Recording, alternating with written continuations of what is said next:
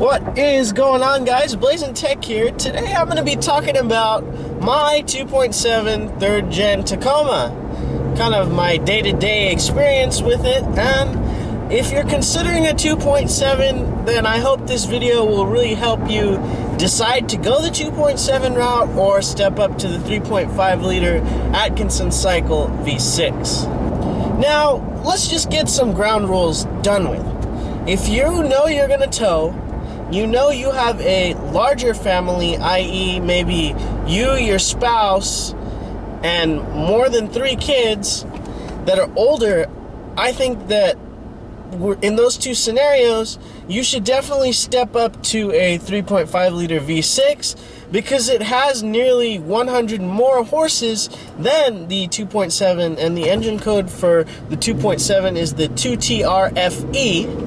And it's a 2.7 liter with a mild dose of VVTi, which is variable valve timing ignition, I think.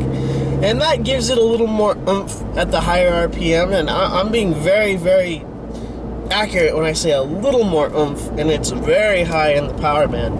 But if you know that you're going to be a person that's going to want to tow, let's say you have got a boat or something, or you have a larger family, or even a smaller family with more grown kids, I guess you could say, I think that you should definitely step up to the 3.5 liter V6. I think that for reasons that we're going to go on in this video, you just want to have that extra power because as is, the 2.7 liter I feel is kind of, I guess you could say, maxed out. Although it can tow, I wouldn't want to tow in a 2.7 liter.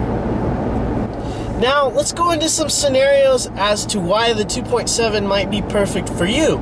So, number one, let's talk about my scenario. I go to college 6 hours away from home. It's just me. I'm not married and I don't have any kids. And I don't particularly carry a lot of people. So, I know that my engine is... I do carry a lot of things sometimes, but not very heavy things. That's why I use the bed. But I do know that the 2.7 liter is perfect for me for carrying a couple things, and obviously it's going to change the weight of the cab and stuff like that on the inside, but for the things that I carry, let's say, you know, some light furniture, some instruments, my backpack, my camera stuff, all that kind of stuff, it's perfect. I like it.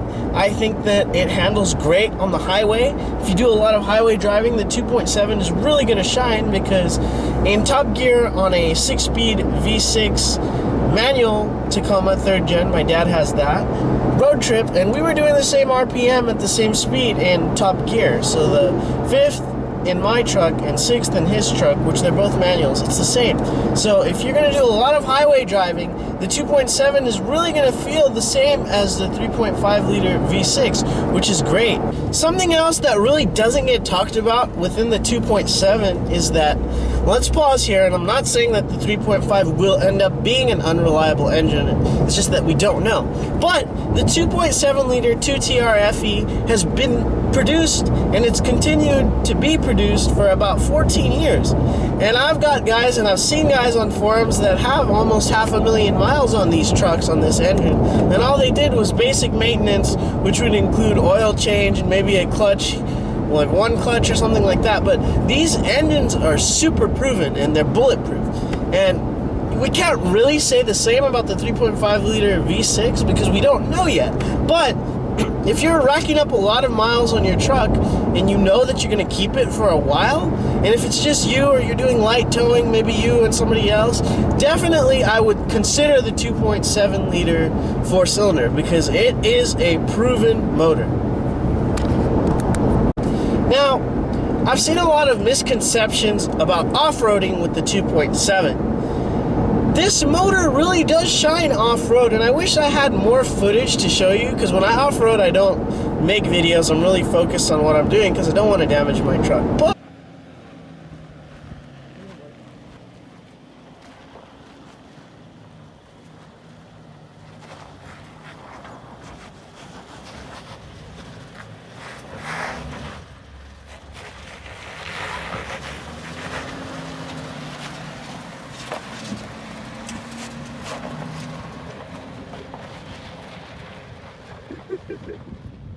But this motor does have a good amount of torque, and there have been some really steep ascents where I just put it in 4-low and first, and I didn't feel like I did not have enough power to get over that hill or that little incline and stuff like that. So if I was to get a 2.7 liter Tacoma new today, I would really go for the access cab 4-wheel drive, because when you add that double cab, that's kind of why I said if you're gonna get a double cab, you should really step up for that V6. And I know you can get an SR V6 double cab Tacoma V6, and I think you should do that. I think that the cab weight and the fact that you're gonna be carrying more things if you have a double cab, I think that the sweet spot for the 2.7 is the access cab body like I've got. It is a little bit lighter, and that really does make a difference, because I've driven a double cab V6 and you feel it's heavier than the access cab. This kind of handles more like my 22 RE 86 and 93 pickups respectively, because it still feels kind of light, if that makes any sense to you. If you added a double cab to a 2.7, it would definitely feel like you were probably robbing a little more power than you should. MPG and the 3.5 and the 2.7, it's a wash, trust me. Me and my dad, like I said, he has a TRD off-road 6-speed, and I've got this truck, and we get pretty much identical gas mileage.